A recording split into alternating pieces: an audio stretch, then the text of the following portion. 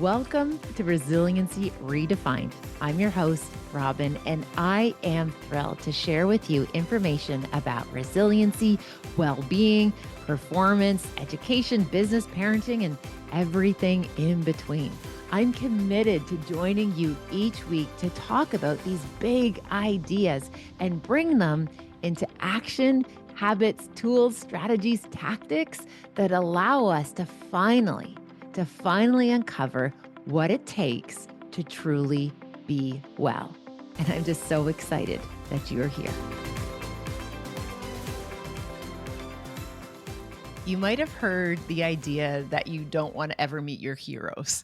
Well, my friends, today I'm so honored to share with you this opportunity for me personally to meet one of my heroes. And let me tell you, it exceeded my wildest dreams.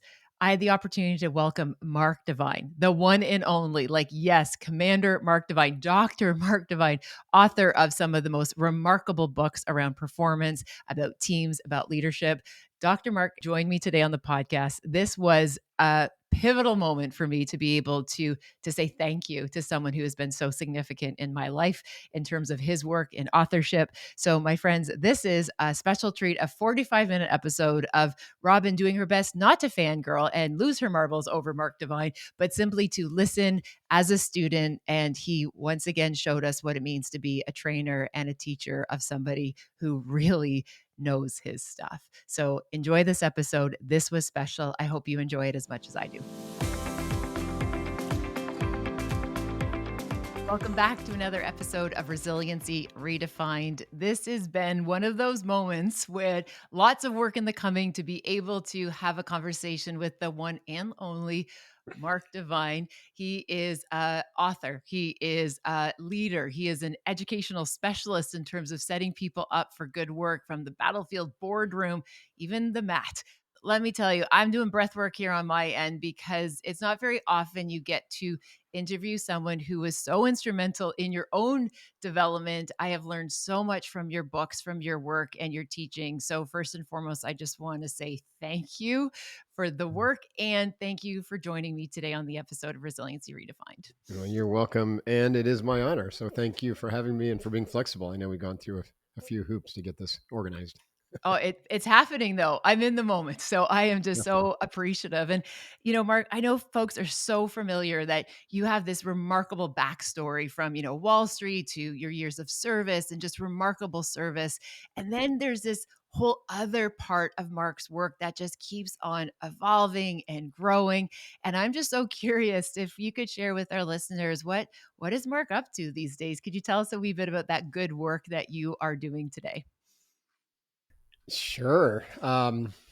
Well, probably like you and everybody else, I'm continue to be fascinated by the pace of change in the world and how leaders are really struggling to adapt and to really kind of navigate through this, what in the SEALs we call VUCA environment, volatile, uncertain, complex, and ambiguous, which, your work is really kind of piercing the veil on that too. It's all about resiliency and overcoming VUCA with what I call VUCA prime, like vision, understanding, clarity, and agility. So I'm helping, and also I've done a lot of kind of one-on-one coaching and a lot of I find a lot of leverage obviously through the podcast and Yes. through social media. So I think we can impact a lot of people that way. But I'm a trainer at heart. Like I just Yes. love, being with people and helping them kind of grow through challenge. Right. So my business Seal Fit was based on this idea that through challenge, through the crucible of experience together, uh, a team can absolutely utterly transform and be able to operate in the most extreme situations, whether it's the boardroom or the battlefield. And so I want to do more of that, Robyne. So I'm trying to like reposition to get back into corporate or to get more aligned into corporate transformation, team transformation.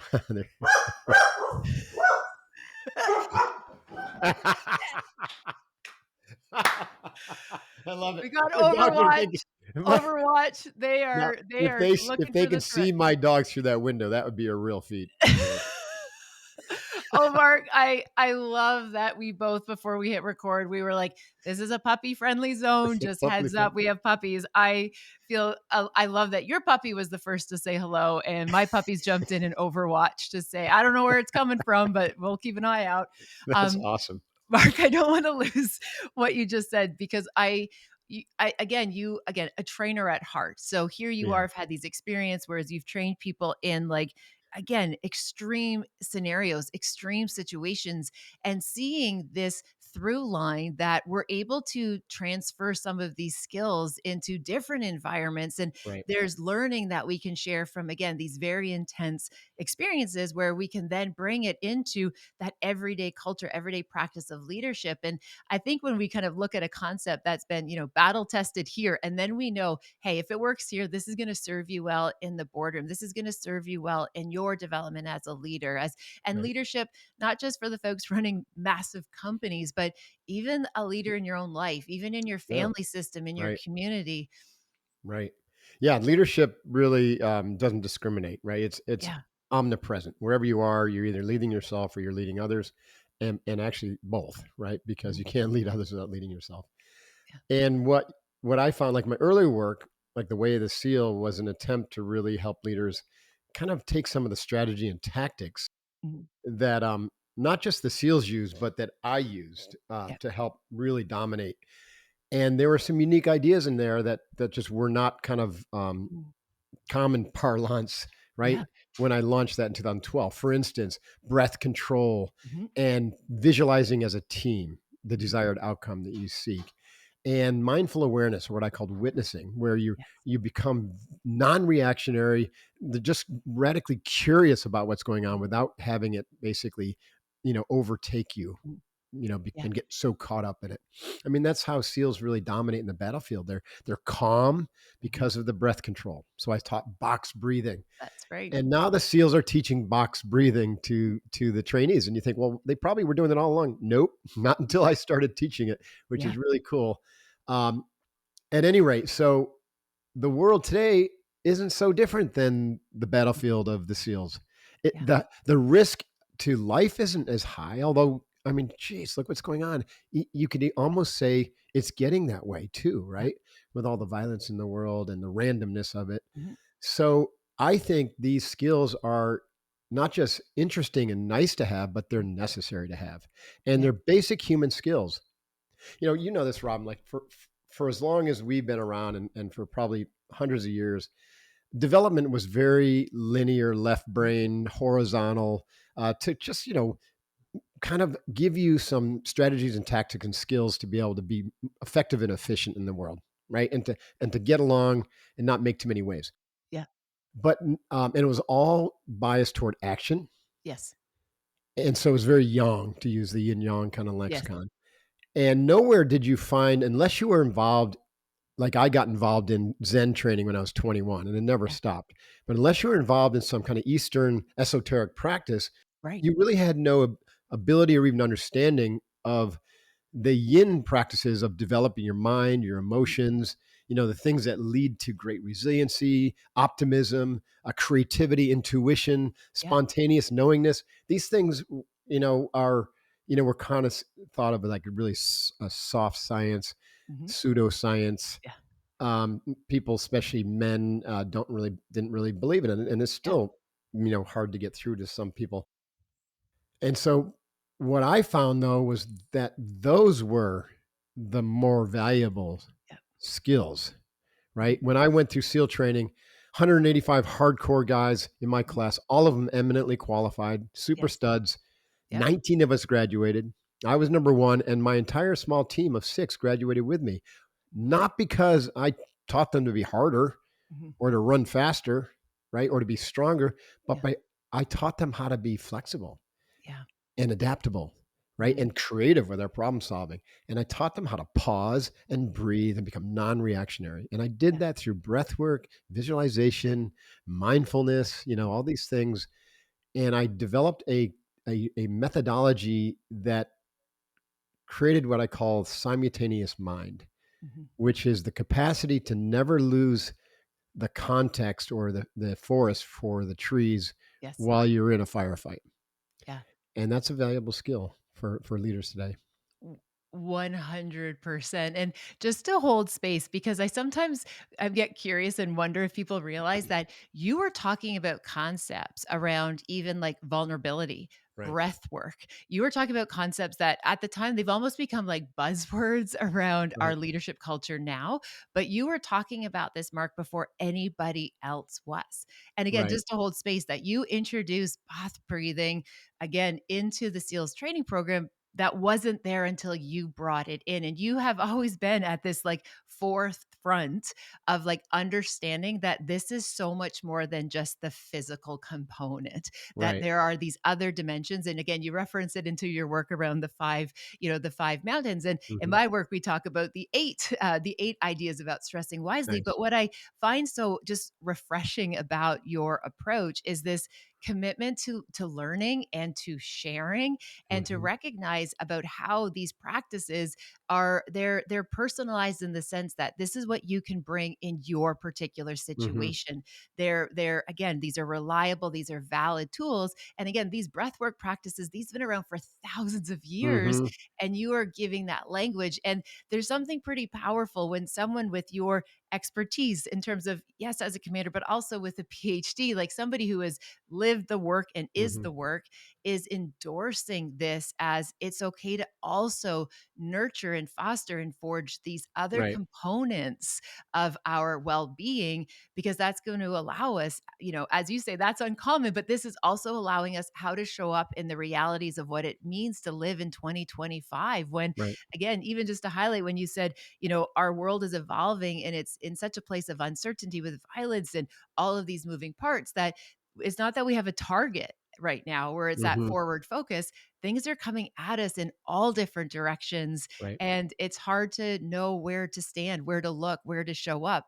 You're Right. giving people information to say, if you do this, you are going to be well resourced to be able to handle whatever Right. comes your way. Right. There's a few things you said I'd like to double click on. First of all, um, you have the answer, Yeah. but you haven't been taught to look for it because you haven't been taught to where to look for it.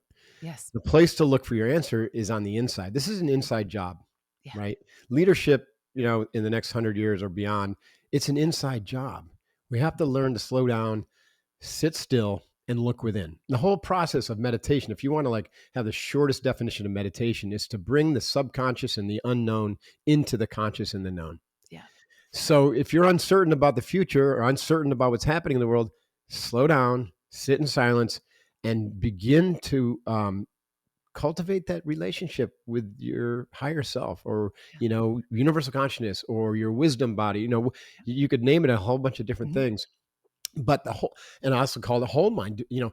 We are so trained in kind of left linear, neck up thinking Yes. that we're cut off from our heart mind and from our gut mind. Our gut mind is the seat of instinctual intelligence and intuition, and the heart Mhm. is the seat of empathic Yes. knowledge or wisdom.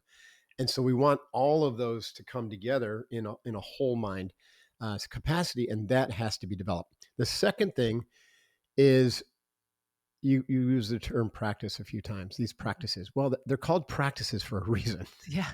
you know, you have to move beyond theory to actually embodying the practice, meaning you make it your own, you personalize it, you sit with it, you learn to love it Mhm. until it becomes who you are.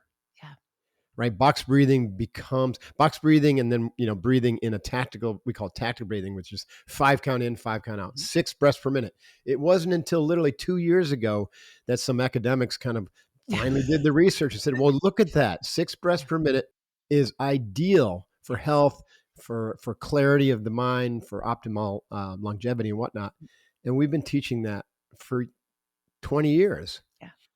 So you practice these in a daily ritualistic basis, Mhm. right? And it doesn't have to be hard, and it doesn't have to take any more time because Mhm. you're doing something with that time anyways. But what you're doing is ineffective.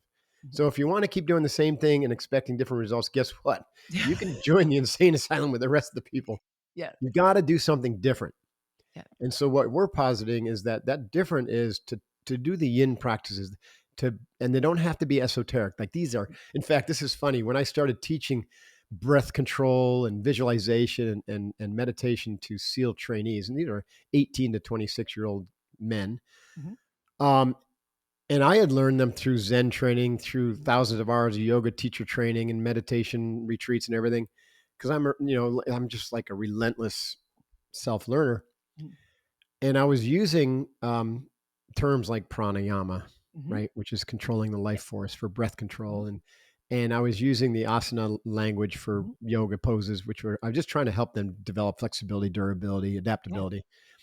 And they're rolling their eyes at me. And then Yeah. I even had a few say, "Well, my religion says I can't do this." And I'm like, "Oh, Yeah. okay, Yeah. Yeah. I'll stop, Mark. I've got to do something different." So I called it stripping the foo out of the kung fu, and I just started creating little drills and naming things like Yeah. with English terms like box breathing, Mhm. and uh, and then coming up with very practical ways of teaching it, so they immediately experience the positive benefits I was Mhm. describing, Yes. and it was a huge success. And I call that Yeah. program Unbeatable Mind. It Yeah. came out of my work with the SEALs. Yes. So back to the idea that it has to be a practice, Mhm. and it has to be a practice that leads you progressively more inward to Mhm. stillness. Yes. So we have this saying in one of my meditations, or it's actually a visualization slash meditation called "Still water runs deep." Mm. Right? It's kind of a reference to how, like, if you ever gone whitewater rafting Mhm. and it's all turbulent because Yeah. everything's shallow. Well, that represents your ego mind, your kind of drama mind. It's like choppy. It's Yeah. racing all over the place. It's always running after the next kind of thing that's going to make you feel safer or better Mhm. or more comfortable. And so it's kind of like a navigating down the Mhm. rapids trying to find the smoothest path. And life is like that for most people. It's choppy, turbulent. Every Yeah. once in a while you get into a little groove and you're like, "Oh, everything's Mhm. good." And then boom, here comes another Yeah. rapids. Once in a while, the water will get much deeper. Usually when you're rounding a bend, it might be Mhm. like a fishing hole, and suddenly it gets really still on top, right? Still water runs deep. So the idea is to develop the capacity to have that still water experience all the time, regardless of how choppy the world is outside of you, which is always going to be changing and choppy. Yes. The only way to do that is to follow your breath and then your mind and your emotions and develop the capacity for stillness. Yes. And the only way to develop that capacity for stillness is to detach from them, Mhm. to see the thoughts and emotions as things that are happening Yeah. to you, but they are not you. Yes. Yeah. And that takes practice. Mhm. And it doesn't happen by listening to a guided visualization, Mhm. right? It simply does not. Um, Meditation is highly personalized and it has to be done in a progression Mhm. because there's preparatory work that needs to be done. Yeah. Similar like the movie Karate Kid, the kid Yeah. wanted to go right to the secret movements, and That's right. and Miyagi-san said, "No, go wax the fence, wax on, Yeah. wax off." Yeah. And that was, very similar to the yoga tradition saying, "Okay, first you're going to do these asana. The asana is going to prepare your body and mind so that you can Mhm. sit in meditation." Yeah. And what do Mark, they it's do next? go ahead. Then they did breath work because the Yes. breath work stabilizes the mind and it bleeds off any excess stress and anxiety and gives you this very, very balanced kind of physiology and psychology so that then you can go do the next stage, which is concentration training. So Right. this is what we teach. We teach physical health, that's a physical mountain. And then when it comes to mental mountain, we teach bridging arousal control. We go into Mhm. attention control and concentration. It's like classic Zen training, what I learned from Nakamura in New York. Mhm. And that stabilizes the mind, makes you less distractible, makes your mind more powerful and able to penetrate deeper. And then we go into witnessing. And what you do literally is you take that sharp mind, Mhm. that laser beam that you've created, and you turn it on yourself, Yes. and you're looking for awareness of the self. Mhm. And so what happens at this stage is you begin to expand, and awareness reveals itself to itself through itself, Mhm. and it sees that it is the context from which everything else arises. Mhm. Awareness is the context, and then it begins to see content, experiences, thoughts, emotions, and sensations, or even the body as not you, not self. Yes. Ego identity, but not self. Yes.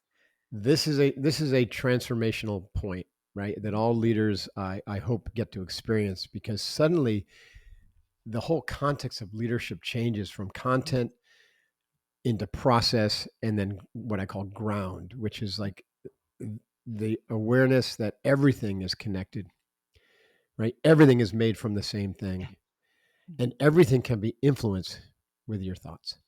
Yes. Mark, I just wanna, like, hold space and just be like, "Yes, Mark, all of this." Like, yes, we need more leaders to be thinking about this, to be exposed to this, and just really briefly, I can share with you anecdotally, I remember reading one of the I've looked at your works for many, many years, and I remember reading The Way of the Seal, and sorry, I just the dogs have got the headphones. Let go. That's a do not, oh, sorry. She wants to join the conversation. That's right. Navy's here for it. And I remember that piece around breath work and the box breathing in particular, and how you very much coined that. And I recall at the time, so I have three teenagers, and but at the time, our daughter in the middle, she was a little one, and she was a high performance athlete. And we were in this situation where she's just like, all the nervousness, anxiety, she's about to perform, and she was describing these butterflies. She's like, "Mom, I have all these butterflies in my tummy," and I said, "Yes." I said, "Okay." I said, "Ava, let's just take a moment and imagine. Let's get us to try and get those butterflies to fly in a square. So let's just try and see I if we love can it. get these little butterflies to fly in a square." So, Mark, I led her through box breathing. And once she kind of was getting it, and you could see when somebody starts to re regulate, right? Like all of a sudden, that like the energy changes. And that's not woo woo, it is science. We Mm-hmm. literally see that change happen. And I remember asking her, I'm like, "Ava, how are you? Like, how do you feel now?" And she said, "Mama, I don't know where those butterflies are, but it is windy. It is windy where these little butterflies are." So she was, again, trying so hard to concentrate, as you described, Right. that next evolution of concentrate. And anyway, fast forward, and I was working with the group members of the military, and I shared that story and referenced you, of course. I'm like, Thank just so you. you know, we need to know where these ideas come from, and this is something that Mark Devine has introduced to us. And I gave the anecdote. I've used this with my own daughter, and it was so kind because afterwards, a member of the military came up to me and he goes, "Do me a favor. I'm a sniper in the Canadian Forces. And can you tell your daughter when I'm out and I'm about to take my shot, that's exactly what I do before I shoot?" And Sweet. I said, "No, sir, I will not tell my small child that's what you like. I don't think I need to build that bridge, but I said, I will tell her that this is a battle tested strategy, that is good." Because I obviously Funny. didn't want to add a new level of anxiety to my child. Of course And not. again, but this idea of the practice, apply it in your scenario, apply it in your situation, and just the reps. So then Right. that way, when called upon, you have that ability to be able to hear that inner voice, that inner dialogue. And I know, particularly for me, a big one was that idea of noticing, like, I'm the thinker, I'm not the thought. Mm-hmm. And so I notice I feel anxious. I notice I'm feeling really excited. It just puts so much more agency in how we 100%. choose to respond versus Right. react. Right. And so, One yeah. simple step that people can take right away is to start talking to yourself in the second person. Yes. Like, a long time ago, I would talk to myself like, "I've got this, right? Mhm. I can do this." And now I talk to myself as if from my higher self, Mhm. I talk to my little self, my ego self, and I said, "Mark, you've got this." Yeah. Because I recognize after all these years and practices that Mark is simply an identity construct.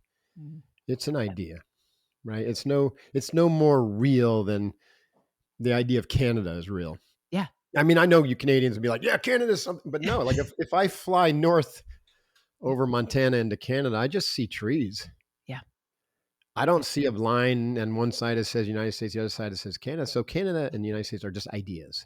Yes. And Robin and Mark are ideas. We weren't born with those names. Right? They were That's right. given to us. We learned them. We learned everything. It's not who we are. Mhm. It's just ideas, and our memory Yeah. is highly implausible. Yes. And so it's very wise to learn to not live from memory. And this is the whole point of the Eastern practices around presencing, Yes. right? We want to recognize that in the eternal now moment, right? You are everything, right? You are consciousness itself. And it's non-personal, Mhm. but it happens to have this unique instantiation, right? Or this unique point of presence, Yes. which is expressed through these bodies, minds of ours, Yeah. which other people can call Robin and Mark, and we Mhm. can continue to hold on to that identity. You don't Yeah. lose the identity. You just stop taking it seriously as the Yes. main thing. You shift the main locus of control to your more spiritual self. Yes. Um, and guess what? That's where all your power lies.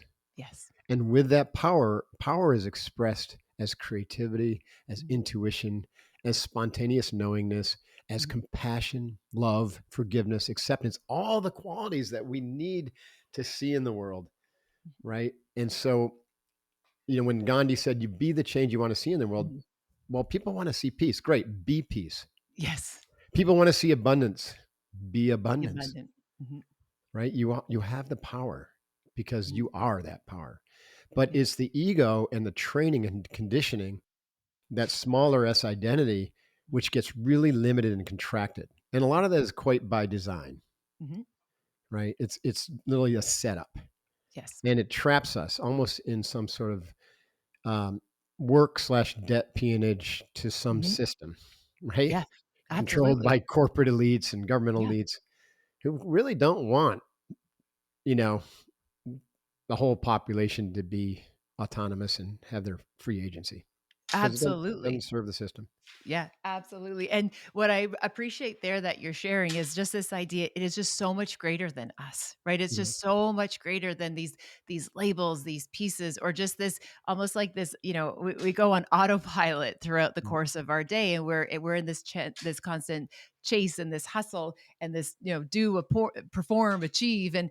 and then we wonder why people are so unwell. We wonder why people Right. are so lost and relationships are so fractured and Right. people have just such this sense of like they're rudderless, right? they're Right. they're achieving these things and then maybe they get some of those external rewards that they've been working so hard for and then Yeah, it enjoy it doesn't. for 24 hours and then they're Yes. dissatisfied again.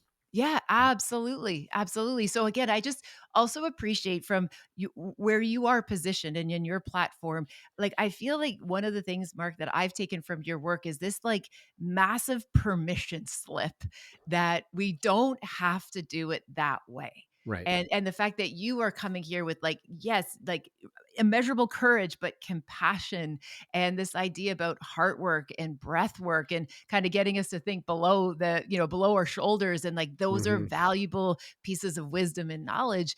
You're giving us a whole generation of a permission slip to Right. say we don't just have to keep doing it because this is the way that we've been doing it for so long. That's right. It's interesting. I think Brene Brown scared a lot of men because they're like, "Well, I don't want to be vulnerable. I don't even like I'm a Navy SEAL. I don't, we train not to be It's vulnerable just to the because it's enemy, right?" against your So I ethos. do Yes. write about that in Staring Yeah. Down the Wolf, my book, Yeah. Staring Down the Wolf, which is about building elite teams. I said, "Well, Yeah. I get what she's saying and she's right, but how Yeah. about we just use the term authentic?" Yes. And so for guys, developing compassion and empathy and open-hearted awareness, right? So you really can really feel for your team, really kind of like understand where they're coming from. That develops trust. Yes. Trust is the glue, right? It glues the team together, or it'll shatter it if Yeah. trust is breached. And that's why Lencioni made it the first of the dysfunctions of the team. Right? He said five dysfunctions of the team. The first one is Mhm. low trust. Yep. So doing this kind of work doesn't make you look weak. It actually strengthens you Mhm. both in a very real way because you become much more adaptable, Yes. much more flexible, much more accepting and forgiving. Those are all very good qualities. Yes. And it makes you more trustworthy, Yeah. which means people are going to trust you more. And that's what all people are looking for in a leader. Absolutely, because that makes us feel safe, right? Right. That are those mirroring neurons will look at that leader and say, "This is real. This person's in alignment. This is integral," and they all of a sudden feel safe. And when the world feels so unwell, we're Yeah. looking for that steadiness. And for folks who aren't able right now to cultivate those practices and do the work, and as my friend Phil M. Jones says, it's the work before the work, right? Yeah. Nobody likes to do the work, period, let alone the work before the work. But this is what we're really encouraging people to think about is Right. that when we're feeling a wee bit lost, looking to those trusted allies, those trusted resources of people who have done the work, again, it just allows us to have our, space held for us. So then we can start to onboard to some of these practices and the principles, I Right. think. I think we could also change our relationship to certain language and words. Yes. That's part of the conditioning too, because Yes. we've been conditioned to think, "Oh, work is hard." Yeah. Like you just say those four letters, Yeah. WRK, and you're like, Yeah. you have this heaviness, right? Work. Ugh. Yeah. Well, when you look at these as practices that are instrumental in helping you become whole and free Mhm. and the best version of yourself possible Yeah. in this lifetime, that's not work. That's play. That's joy. It's That's privilege. fun, Yeah. right? Um, you have only one day to do this work. People are like, "Oh, shoot, I thought I had a lot more time than that." No, you only have one day because you only always have one day. You know, Yeah. when I ran in the SEAL training compound the first time, I saw a big sign said the only easy day was yesterday. I'm like, "Oh, Yesterday. that's genius." Yeah. That means we're gonna get busy right now because yesterday is done. Don't Yeah. dwell on your past accomplishments. Yeah. Yesterday is a memory. Tomorrow's an aspiration. Yes. Yeah. It's Mark, hope. So live I just today and do the work today. Because what else are you yeah. gonna do? You're gonna do something. Yeah. You're gonna let this day, drive you. You're gonna let other people drive your agenda. You're gonna let all the fear and the negativity poison your mind and your heart. Because today's your only day. It's your best day. Yes. Yes. Mark, Do one it. of the kind of ways I frame this when I'm working with people is this idea. It's like what we do in ordinary time, what we do in ordinary time allows us to be extraordinary when called upon. Yes, It's I the love that. practices that we do, the everyday, the stuff that might feel boring, the stuff that Mhm. might not feel very glamorous. It's what we do in those ordinary days. It's again building this capacity that we're able to make the most of it. We're able to Right. make what matters most matter most. And we're able to navigate the big unexpected things that we know are likely going to be in our future and not be afraid of it, knowing Right. that I'm well resourced, that when I face a challenge, and again, this idea that I know I can do hard things. And I Right. talk openly in my work about the idea that I can do hard things is literally what saved my life when I was a teenager after a Mhm. catastrophic accident, because in that moment, I knew I could do hard things. And it was Right. just step by step, choice by choice, decision by decision. And in my particular scenario, Mark, I had to borrow my mother's courage, who had shared that with me, that belief in me that I could do hard things. But we can have all these nice ideas, or again, all of these quotes and all of this action kind of encouragement and these invitations. But it's what we do each and every day that's going to allow us to be able to show up for these big, bright lives. 100%. Yeah, you Yeah. gotta get comfortable with the discomfort, right? Yes. Most people are just running away from discomfort, Yeah. right, toward the comfortable, and that leads to addictions and, Mhm. weakness, really. Easy makes you Yeah. weak. Yeah. 100%. Persistent easy chasing Yeah. the easy makes you weak, and our Yeah. culture is, like, famous for giving you the easy path, Yes. right? Yes. The quick fix, the pill or whatever. Yes. So, getting comfortable with discomfort means like you said, challenging yourself every day Mhm. until the challenge becomes so rewarding Yes. that now you seek more challenge and bigger challenge, right? Yeah. And so it's crawl, walk, run, but eventually you get to this place where I'll reference another SEAL saying that we had back in my day was failure is not an option. And some people misunderstood that, like, oh, you can't fail, like it's a fail safe environment. It's actually the opposite. Yeah. We didn't look at a setback as a failure. We looked at it as learning. Yeah. So we'd say the corollary to that is there's no such thing as failure. There's only failure to learn. Right. And if you're not failing, then you're not learning. And if you're not learning, then you're not growing. And if you're not growing, then you're not being a good teammate. Yes.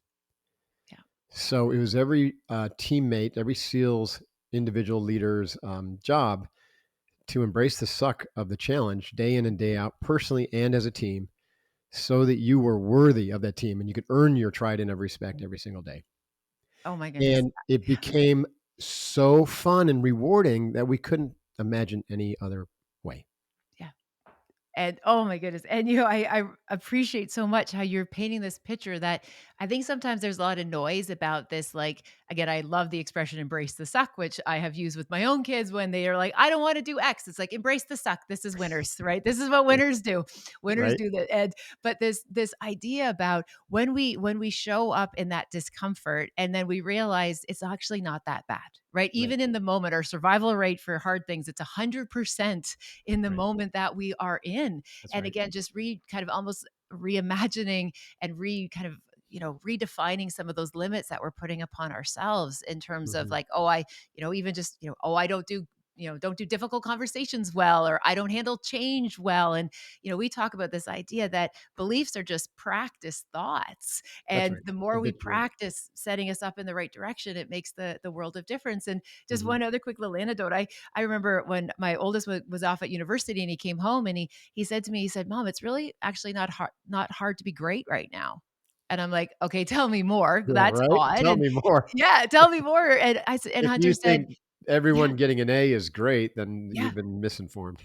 Exactly, and he said, "You just show up and you do your work, and you make eye contact with your professors, like, you help the person beside you. Like, this isn't complicated to be great right now." But he said, "So many people are just so worried about themselves that they're not realizing that it's like when you look up and you pay attention and you are in that place of service, you are in that place of just basic civility." He's like, "The world just keeps opening up for you." And I just Exactly. remember being so happy for him that he had that moment of just Mm. like, it doesn't take a lot to be extraordinary, but it's the practices, the things that we know, fundamentals will make the biggest difference. Yeah, 100%. Yeah, I love that. I love Now one thing you said, though, this is really important for people to recognize. No matter how hard things are, if you can just pause and take a breath yeah, and say, "In this moment," like, "Am I at risk of death?" Right? yeah, Having a crucial conversation, "Am I at risk of death or the whole world falling apart?" yeah, No, mhm, you're actually not. yeah, Now, I'm not saying, like, if the hurricane is coming toward your house or a tornado, yes, you better yeah, move, right? There's some of practical course, yeah, considerations here. But for most cases, right, challenging situations, yeah, are you really at risk in this immediate moment? mhm, No. Most of it is mental processing that's been habituated yes, and built upon usually some neurotic response, or mhm, which made a lot of sense at 4, 6, 8 years old, yes, based upon some unhappy or unhealthy situation that was happening. But that neurotic response gets parted out, and now it becomes an adult neurosis, mhm, which shows up as anxiety or mhm, fear or anger, right, mhm, or rage, or some sort of project pro, projected yes, judgment, yeah, negativity, whatever. yeah, And so it's all made up, yeah, right? One of my teachers said essentially the world that you live in is a mind generated fantasy. yes, yeah, It's a reflective universe. What you put out, you get back, mhm. right? What you perceive influences what you believe, and what you believe influences what you perceive. Mhm. Mark, that's amazing. And a question, I'm so mindful of your time, and again, I just appreciate this conversation. I know it's going to impact so many people. So thank you for this. I'm so curious. As you know, I am putting my research right now is directed towards the practice of hope and Hmm. living hope filled. Hmm. And a question that I've been asking people, and again, I feel honored to be able to ask you is there a story or a moment top of mind where you've seen hope in a pretty significant way recently, or maybe in the past, but just where hope has come into a scenario or a situation that a story that we can share, because part of my mission right now is to share hope filled stories. And Hmm. I'm just curious if you have a story or a reflection about hope that you'd like to share with us.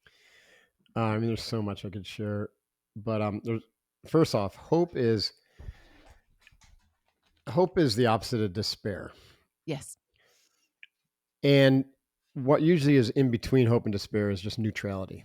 Mhm. And neutrality is okay, but it's a very slippery slope and a quick path to despair from neutrality, Yeah. because the mind is 5 times as likely to be negative as is positive, and we're Mhm. constantly fed a diet of negativity on our Yeah. social media and our news and whatnot. If you're not training your mind, someone else is training it for you, and the results will speak for Wow. itself. So hope must be trained. Yes. In my book, Unveil Mind, I talk about the big four skills of emotional resiliency: Mhm. optimism, hope, Yes. optimism and hope, right? Abundance, hope, Mhm. positive mindset, hope, Hope. and focus on others. Mhm. which means you hope for a better future for them, which means Yes. you expect a better future for yourself, and that we have the agency to make that happen. Mhm. So hope is trainable skill. Yes. It requires that you, again, back to the idea of immediacy, that you look at the situation around you and recognize that what you have already is extraordinary. Yes. Starting with this life, this Mhm. precious human life. I mean, it is absolutely extraordinary. There is probably countless souls who would swap positions with you in a heartbeat. Yeah. And most people just take it for granted. Mhm. So just start right there, right? Wow. What an incredible gift. Mhm. And then we live in a world of absolute abundance, Mhm. right? The average homeless person in California is far wealthier than the wealthy people 200 years ago. Yes. Yes. I mean, they got Venmo, for gosh sakes. That's right. Yes. So we Absolutely. already live in an abundance. And by the way, abundance is created with the mind. There's not one world out there. There's 8 billion worlds from a human perspective, Yes. and then countless others from all the different, species and beings. So we create our own reality. And so if you want to live in heaven on earth, then hope is really the anchor. Yeah. I mean, that's the foundation, not the anchor. That's the foundation. Yeah. Because with hope, you're forward focused, you're optimistic, Yeah. you're abundant, and you're able to take your eyes off yourself and put them on others because of that strength that you have. Yes. I was in a really bad accident recently in Canada, of all places, North Quebec, in snow northern yes. Quebec, Northern freezing Quebec. 20 below Yeah. zero in February. And I had finished my PhD and finally said yes to someone who had asked me to go to this little snowmobile trip for 3 years in a row. And I knew it was one of those things, be careful what you say yes to, right? Yes. Gosh, In a yes. moment of weakness, I said yes to something I probably shouldn't have. And I'm finding myself, holding on for dear life on the snowmobile going 80 miles an hour and thinking, oh gosh, I got to do 4 days of this. Uh-oh. Navy SEAL commander, I don't have a need for speed anymore Yeah. or Yes. anything life threatening. Anyway, Nothing to so prove. I know Nothing to prove. nothing to prove. And I'm going, and then we go through this wooded area and now we're like going 40 and I'm trying to keep up and I can barely see him. Yeah. And I go around a corner and there's another snowmobile coming right at me, some Canadian guy, eyes as wide as saucers. And he didn't move. And I'm thinking, uh-oh, head on collision, not going to go well. So I tried to pass on the right Yeah. and my snowmobile didn't make it. It hit a ditch and yours truly flew into a tree at 40 miles an hour. By the grace of God, I missed hitting my head, straight on. I clipped the side of my helmet because my body was rotating because it must be all my martial arts training going into that role. Mhm. And I took the blow on my upper back and shattered my scapula in 18 pieces, broke 8 ribs, you know, internal damage and whatnot. But anyways, Punctured back to lung, hope. Punctured my punctured lung. lungs. Yeah. Yeah, like Lots of, I mean, I didn't have my voice back for like, that's one of the reasons I think we kind of postponed was because I couldn't really talk that well. yeah, yeah, Anyways, so I come to and I'm laying in this snowbank and I'm looking up through the trees and I see the clouds and the blue sky and the snow in the trees because it recently snowed. And I'm like, this is beautiful. Oh my god. Like, God, this is beautiful. And I'm like, I'm pretty sure though that this is Canada and not heaven. So yay. I think that's great. I'm Still I here. wasn't sure how that was going to go down, but Yeah. still in Canada. Still And then I wiggled my toes and my fingers, and I was able to move my legs and arms, and I was like, "Ah," this wave of gratitude kind of pressed over me. It's, oh oh my my god. god, wow! Right? I've been given a second chance, and so of course, then I was like, okay, so I don't want to miss the learning in this, right? So there's reasons things happen, Mhm. or if you don't think there's a reason that something happens, then you can find a reason for things Yeah, happening. yeah, That's part of resiliency, right? It's to yeah. learn from Being it, making regardless of what yeah. you think caused it, because linear cause and effect is a fantasy. Mhm. There's an infinite number of causes for everything. And it's also because the world is nonlinear Mhm. and non-local, it's equally plausible to say that, right, the effect Yeah, caused the cause. that's right. So here I am. I don't want to lose this lesson. And I have this incredible gratitude and immediate forgiveness for this knucklehead who drove me off, Yeah. who never even stopped. I have no clue who he is. I wish him well. Wow. And upon reflection, I mean, it would take us. We would have a lot of fun talking about the Canadian hospital and the whole path to recovery. And I made it to Chicago I trying to heard get they couldn't home fly you. to get Yeah, to a really good hospital to do the yeah, surgery. Oh my god, yeah, fascinating story. But back to hope. Like I don't think I would have been spared if I didn't still have a lot of work to do. yes. And the work that we're doing is bringing hope into the world. Mhm. And what we know from consciousness studies is that those people, those beings who are vibrating or resonating at a much Mhm. higher level of consciousness, that of love, universal love, acceptance, Yes, forgiveness, peace, the energy they emit into the world is far, far more powerful than those beings who are operating out of fear, anger, hate, control, violence. yes. Because those levels need to use other people. They feed off of other Yeah. people's energies. So someone, let's say an avatar level like a Jesus can balance out the entire human race Mhm. with their positive energy. But what if we had 100 million people Yeah. who are vibrating at the level of, let's say on Dr. David Hawkins' scale of consciousness at 560 or 500, Yes. love or universal love, Yeah. have the same effect? Mhm. Mhm. Because one individual vibrating at the level of 560, which is universal love, Yeah. can balance 100 million people's negative energy. Yeah. So I'm like, okay, I'm very hopeful. Actually, I'm very certain Mhm. of a very positive and abundant future that we will experience in our lifetimes. Yeah. But the institutions that have accreted power over the last 100, 200 years aren't going to give it up lightly. No. They become more and more desperate and more violent. So there will be some turbulent rapids Yeah. facing us, and we're starting to see the early stages of that. And it's just going to be accelerated Mhm. by AI and whatnot. And I Mhm. think AI will be help us right solve a lot of the intractable problems. It already is. Yeah.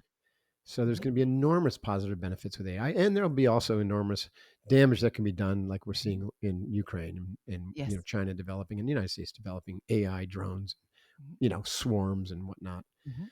But that's everything. Ultimately, is always held in balance, and so we're part of everyone listening to this podcast is part of the balancing act, Yes. right? We're balancing it with positivity, Mhm. authenticity, compassion, love, and being that change that we want to see in the world, but doing it at scale because of Yeah. technology like these podcasts. Absolutely.